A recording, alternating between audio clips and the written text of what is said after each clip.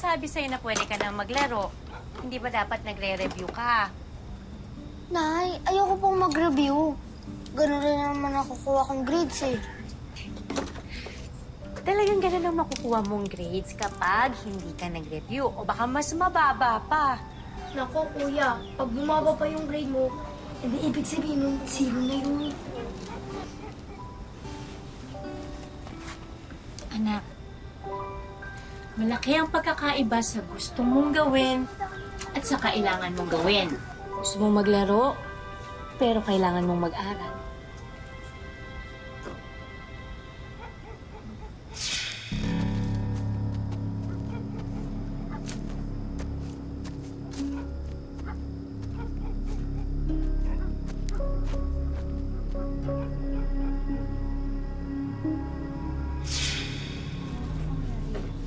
O anak, halika na mga anak, kain na tayo. Kain na. Maghugas kayo ng mga kamay. Opo.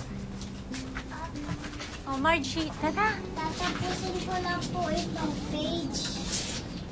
Sipag naman mag-aral ng baby ko. O sige, tapusin mo na yung page, pero pagkakuha ko ng kanin, dapat tapos ka na rin, ha?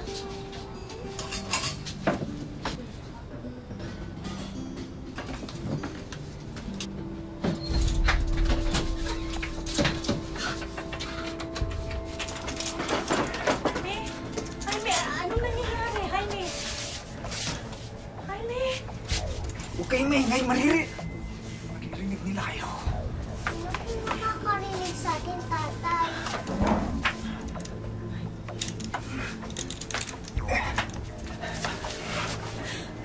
Kasi may humahabol sa akin, Nak. Gusto nila akong patayin. Tayong lahat. Gusto nila tayong patayin lahat, ha? Jaime, huwag kang magsalita ng ganyan. Natatakot yung mga bata. Shh! Huwag kayo matakot. Walang matatakot. Nandito ako. Akong bahala sa inyo. Sa pagrupok daw ng haligi ng tahanan, kasabay nito ang pagguho ng kinabukasan ng isang pamilya. Sa mga panahong ito, mas lalong kailangang magbigay tanglaw ang ilaw ng tahanan upang ang pag-asay madali pa rin nilang matanaw. Tampok po ngayon ang kwento ng katatagan ng isang mag-anak at kung paano nila sinalag ang mga binabatong pagsubok ng kapalaran. Magandang hapon po mga kapuso. Ako po si Vicky Morales at ito po ang Wish Ko Lang.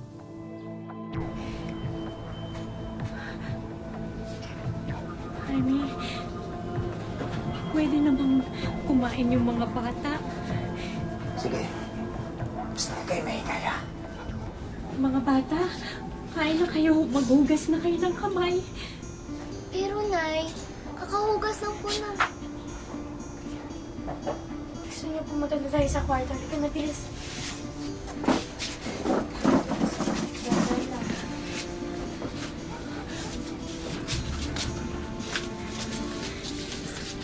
Jaime, si Margie, kakain na siya, Jaime. Siya na lang ang hindi kumakain eh. Hindi. Ito muna siya. Kailangan ko ng kasama, eh. Pero baka nagugutom. Sinabi na dito muna siya! Sige, sige. Diyan na muna siya.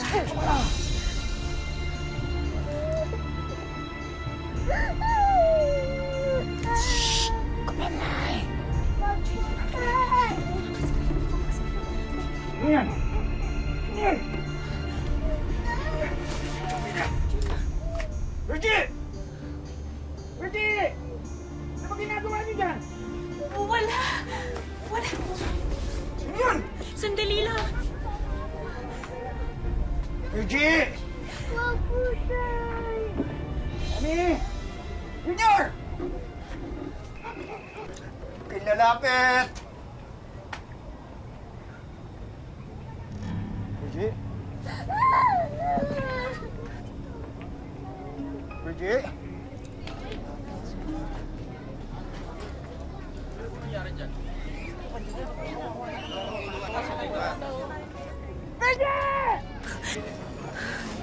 Abi, sis, anong naging sitwasyon dito?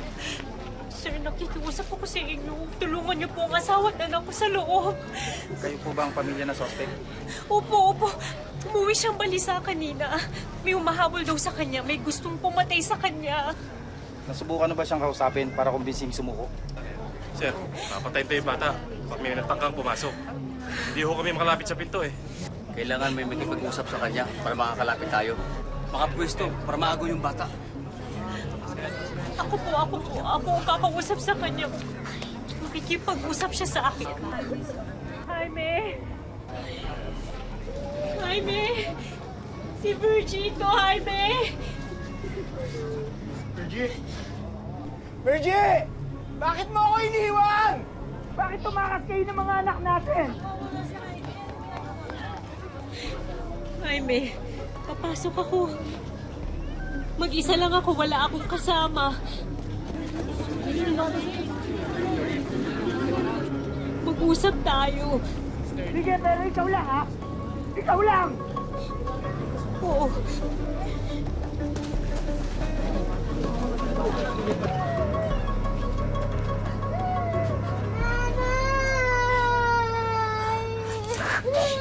Shh, baby. Okay lang. Mag-usap lang kami ng tatay mo. Shh, huwag ka umiyak. Okay lang. Hindi okay! Hindi okay! May gustong pumatay sa akin! Hinahabol nila ako! Jaime, sino mo gusto ko? Sa'yo, Jaime. Sino? Sabihin mo. Basta! Basta meron! Meron!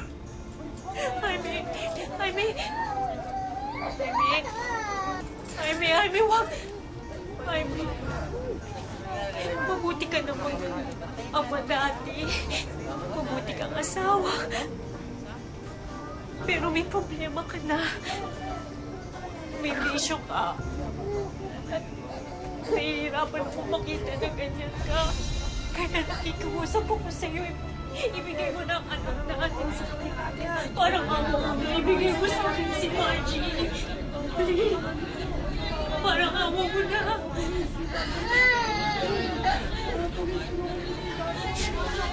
Ay, sige na. Ibigay mo sa akin si Margie. Isama ka nila! Kakampi ka nila! Kakampi ka nila, no? Hindi! Wag!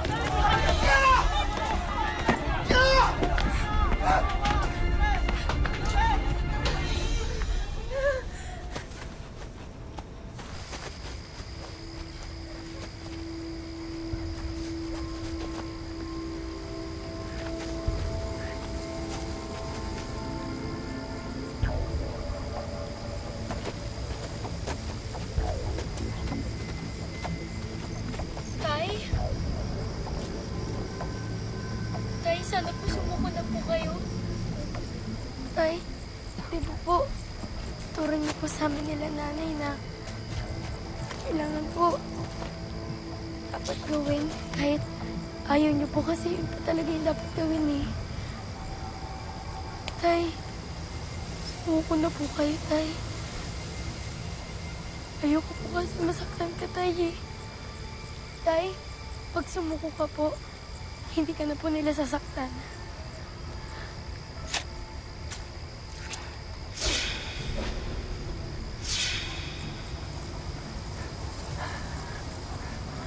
Anak, hindi ko naman ito gustong gawin eh. Hindi ko rin alam kung anong nangyayari sa akin.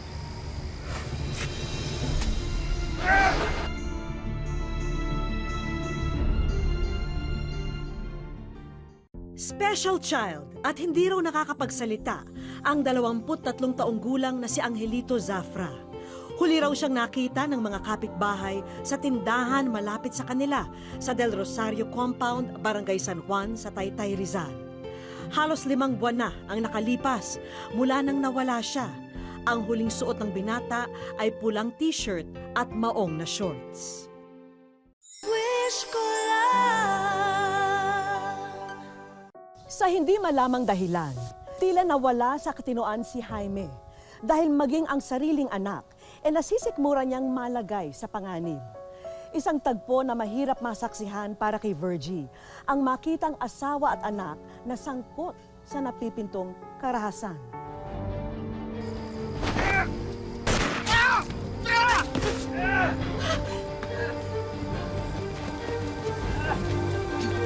Tay!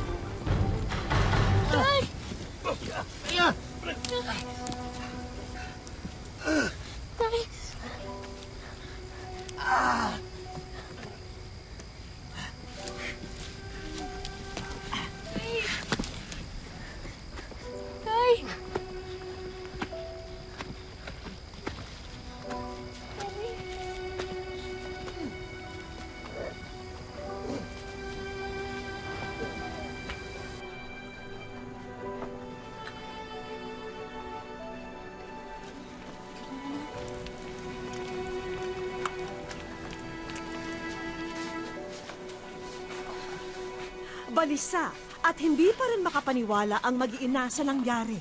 Paano na sila ngayong wala na ang haligi ng kanilang tahanan? Ano, bakit? Si tatay po kasi na eh. Bakit niya po ba ginawa yun? Hindi ko rin alam, anak. Ang alam ko lang, nakakulong na siya ngayon. Pero tayo, kailangan nating mabuhay. Mas gusto natin na magpahinga. Kung po pwede lang na humiga at kalimutan na lang ang lahat ng nangyari. Pero hindi. Hindi pwede. Iba po ang gusto natin sa kailangan natin na. Anak, kailangan nating bumangon. Kailangan nating magsikap. Magtulungan. Dahil wala na ang tatay ninyo. Wala na magtatrabaho para sa atin. Kaya tayo ang magtutulungan. Ano ba sa tingin ninyo? Kaya ba natin?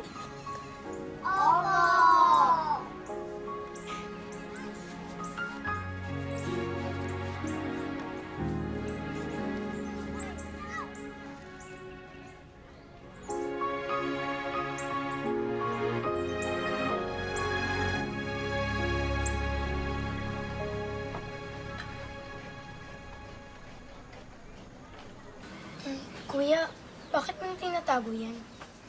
Huminto na tayo sa pag-aaral, di ba? Hindi na tayo kayang pag-aralin ni nanay. Eh, pwede pa naman natin basahin yan ah. Bakit pa? Hindi na kailangan. Kuya, siya nga pala. Nagsabi na ako kay Aling Menang yung nagbabanana queue dun sa kanto. Sabi ko sa kanya, maghahango ako ng mga banana queue, tapos maglalako ako. Ano? Maglalak ka ng banana queue? Oo. Paano mong babayaran yun? Eh, yung sabi niya kasi, wala daw munang bayaran. Magbabayad na lang daw ako pag nakabenta na ako. Ako rin. Nagsabi na ako sa mga kapitbahay natin. Ako mag-iigib sa poso para sa kanila. Talaga? Oo. 5 piso kada timba. Nung andito pa si tatay. Pwede ba? Huwag mo na munang isipin si tatay. Pag narinig ka ni nanay, ako, malulungkot na naman yun. Ano na? Kumusta na ang mga anak ko? Nay! Nay! Ano po, Nay? May maganda akong balita. Ano po yun? Napasok na akong tindera dun sa restaurant na inaplayan ko. Talaga po, Nay? Oo. Yay! Makakaraos din tayo mga anak. Makakaraos din tayo.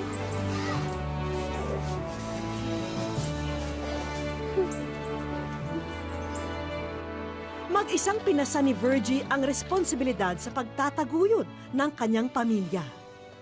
Pero hindi ito sapat, kaya nahinto sa pag-aaral ang mga anak niya. Kailan tayo papasok, ate? Di ko rin alam eh.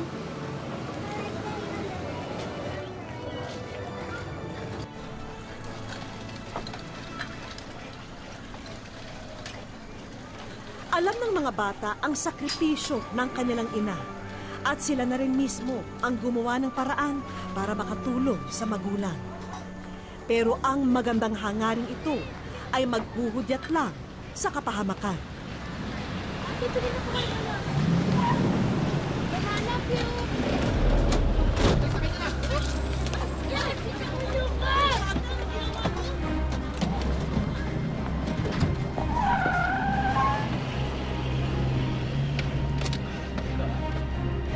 Okay, diretso lang.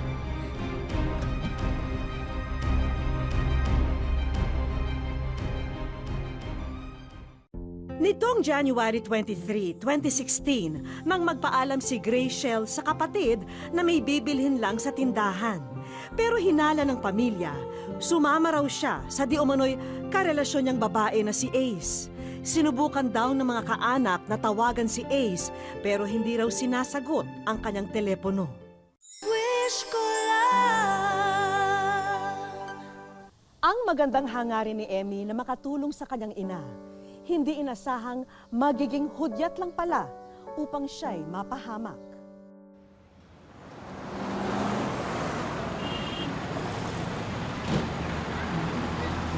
Nakakatiyak mo!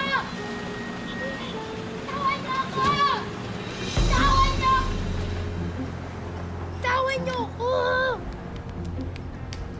Sino ba kayo naman kailangan niyo sa... Madang! Sigurado ka ba ito yung anak ni Jaime? Sigurado, pre. Uy! Malaki atraso sa amin ng tatay mo. Nangutang na nangutang, hindi naman nagbayad. Tapos ako ngayon sisisihin niyo? Alam naman namin yun, pero ikaw pa rin magbabayad ng mga utang ng tatay mo. Alay! Pulin nyo! Pulin nyo!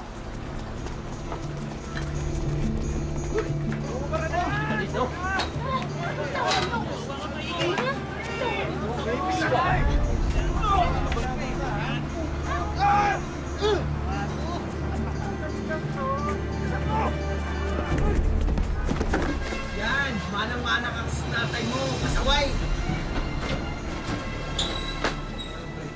Hindi na ako may kilos, oh. Mukhang patay na ata. Hindi. Ako na puruhan, ah. Oo nga. Wala.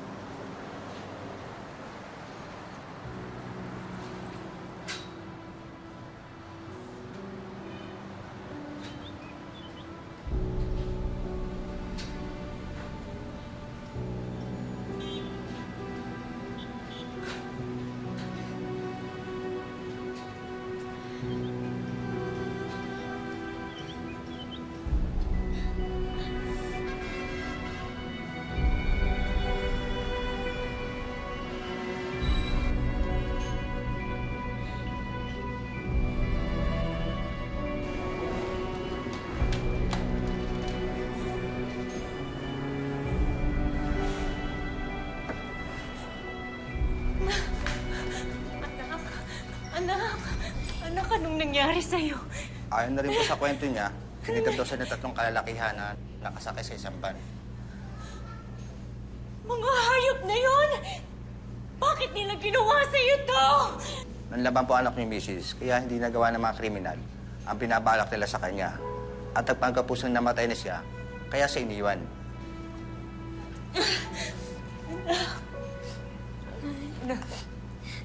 Nay, huwag ka na pumayak. Okay naman po ako eh.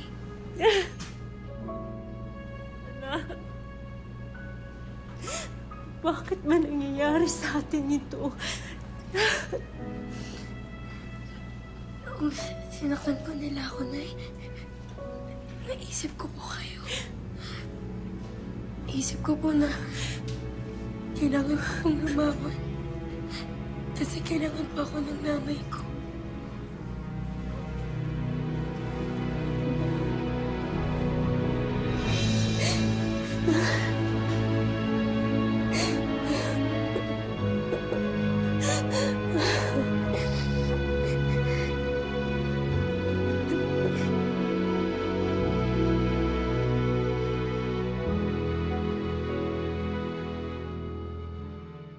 sa aming pagbabalik. Hi, Tana! Naku, salamat ha sa pagpapadala mo sa amin ng kwento ni Virgie. Talagang napakabait mong katrabaho at kaibigan. Hello po. Welcome sa wish ko lang. Setyembre 2014, habang kasagsagan daw ng bagyong Glenda sa Dasmariñas, Cavite nang mawala si BJ. Tumalon daw siya sa ilog para sagipin ang nakababatang kapatid at mula noon ay hindi na sila nakita. Makalipas ang ilang buwan, natagpuan ang bangkay ng nakababatang kapatid pero si BJ patuloy pa ring nawawala. Wish ko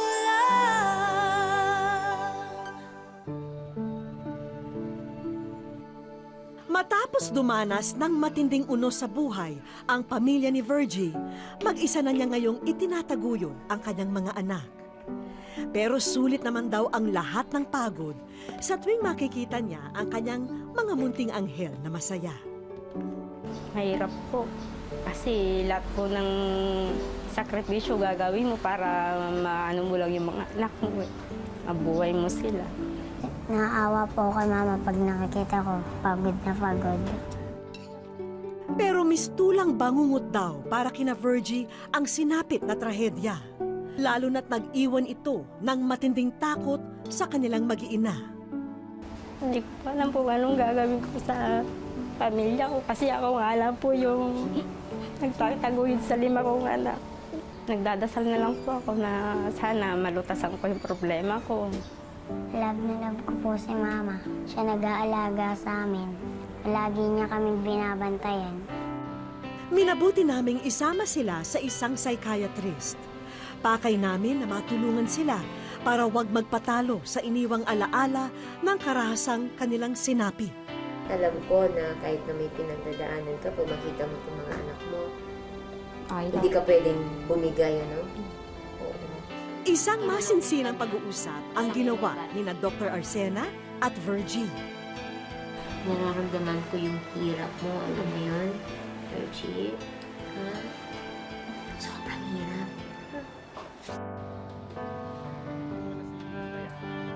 Isa si Tana sa nakakaunawa sa pinagdaraanan ni Virgie. Nung una, nangailangan lang siya ng tao sa kanyang karinderya. Mabait po siya. Lahat po ng kaya niyang ibigay sa akin, hanggat kaya niyang gawin, bibigay po niya yun.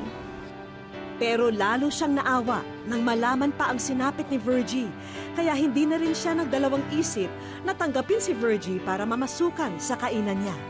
Higit pa nga raw sa pagiging empleyado ang trato ni Tana kay Virgie at parang naging matalik na magkaibigan na ang turingan nila sa isa't isa. Kinuwento niya yung asawa niya nakakulong. Kaya kumbaga sa para akong na-touch na tinanggap ko siya para makatulong naman ako sa kanya na ganun pala ang buhay. Kaya ito rin ang nagtulak kay Tana upang tulungan si Virgie.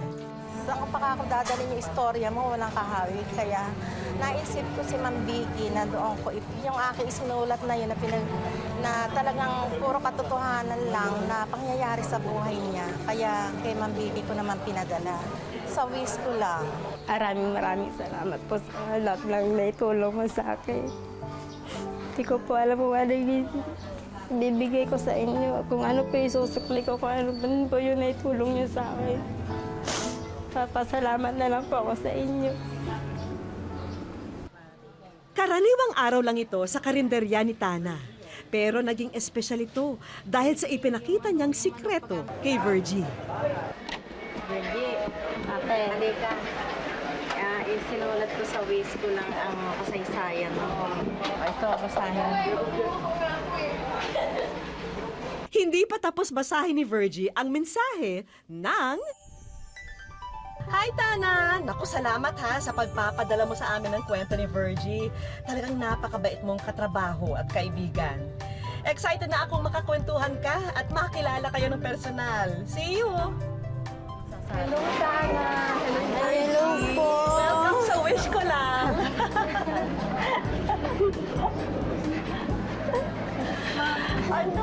Maraming salamat po. Yung araw-araw na magkatrabaho kami, yung laging sa umaga, yung nag-uurong na siya, umiiyak na siya. Araw-araw ka umiiyak. Bakit? At bakit ka crying lady? Ha? Paano po yung araw-araw po namin, yung sinisweldo ko po sa araw-araw, kulang pa po eh. Ibinigay ko na rin kay Virgie ang munting remembrance sa pagbabahagi niya sa amin sa natatangin niyang kwento. Thank you rin po sa inyo, Miss Tana. Dahil sa inyo, syempre, nabalitaan namin yung tungkol sa kwento mo nitong kaibigan niyo. At syempre, dahil kayo na rin ang naglapit sa amin ng kwentong buhay niya, kayo na rin po yung magiging daan para makamit niya yung mga munting pangarap niya.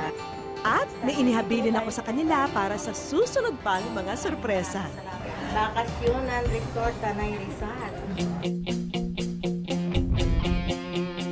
Time out ka muna, Virgie, sa kusina. Sagot na namin ang inyong pagpapakasaya.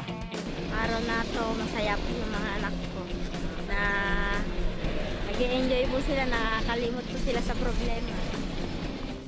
Enjoy po kami!